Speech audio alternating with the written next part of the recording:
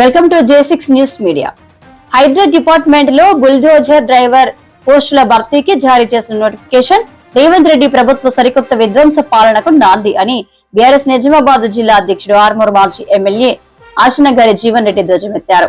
200 bulldozer driver పోస్టుల భర్తీకి 10,000 దరఖాస్తులు వచ్చాయని ఆయన గుర్తు చేస్తూ అభివృద్ధి కోసం కాకుండా వినాశనం కోసం ఉద్యోగ నియామకాలు చేపట్టడం వింతగా ఉందని వ్యాఖ్యానించారు.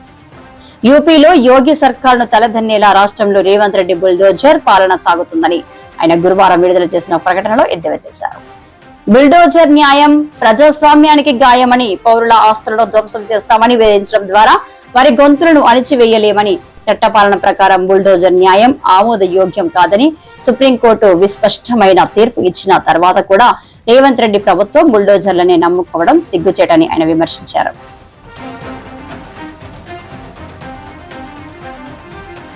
చూస్తూనే ఉండండి ప్రతిక్షణం ప్రజాపక్షం మీ J6 న్యూస్ మీడియా. మరిన్ని తాజా వార్తల కోసం మా ఛానల్ ని సబ్స్క్రైబ్ చేయండి, లైక్ చేసి షేర్ చేయండి.